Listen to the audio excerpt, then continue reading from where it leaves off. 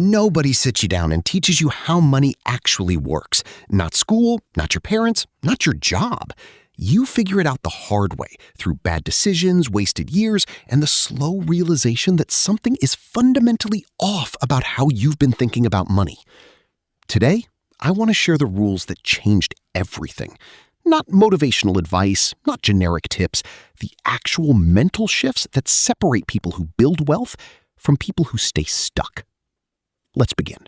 There's a version of spending that has nothing to do with what you actually need. It's the upgrade you didn't ask for, the brand you chose because of what others would think, the purchase that felt less like a decision and more like a performance. People who build wealth quietly made a decision at some point to stop spending for an audience. Every rupee they spend has to answer one question. Does this genuinely improve my life? Not someone else's perception of it.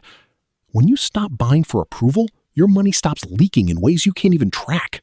Not all debt is equal, and wealthy people know exactly which kind destroys you.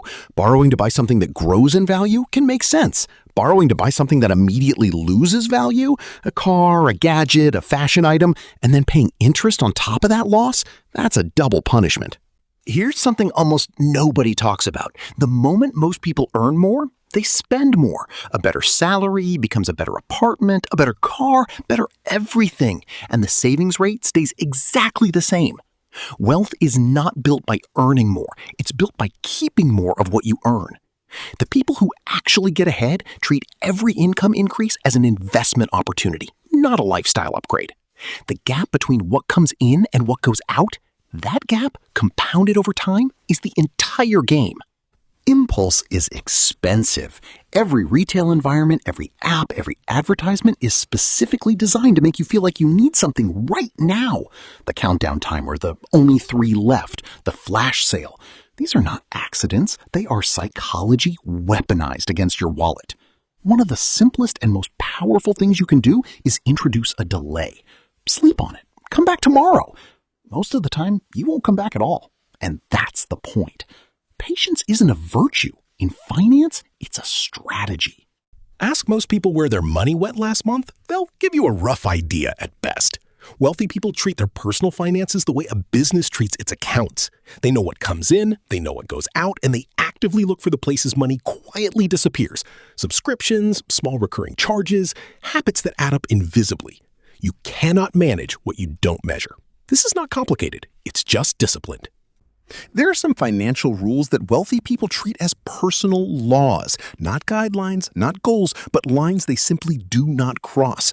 One of them is this: never carry a high interest balance. A credit card charging 30 to 40% interest isn't a financial tool. It's a trap. Every year, a new phone, a faster laptop, a slightly better version of something you already have. The marketing machine behind consumer technology is extraordinarily good at making last year's model feel inadequate. And it works on most people. But here's the question wealthy people ask. Is what I have still working? If yes, there's nothing to discuss. The upgrade can wait. The money stays invested.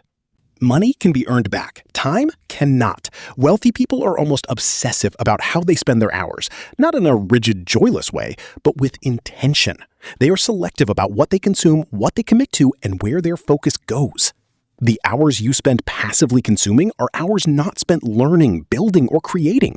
Over years, that difference compounds, just like money does.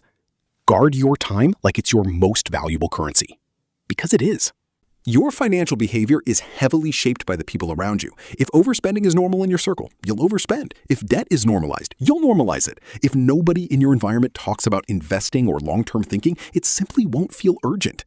Wealthy people are intentional about this. They surround themselves with people who have high financial standards, not to show off, but because environment quietly sets the baseline for what feels acceptable.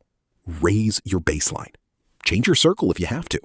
The number on the price tag is just the beginning.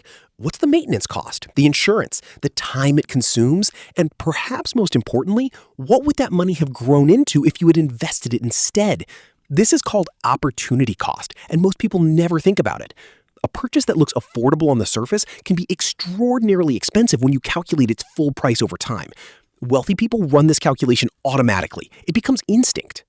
Here's what all of these have in common. None of them require a high income. None of them require luck or a perfect start. They require a shift in how you see money, not as something to spend when you have it, but as something to deploy with intention. The wealthy aren't doing something magical. They're simply playing by rules that most people were never taught. Now you know the rules. If this gave you a new perspective, hit subscribe. Every week on this channel, we break down the mindset and the math behind building wealth that actually lasts. See you in the next one.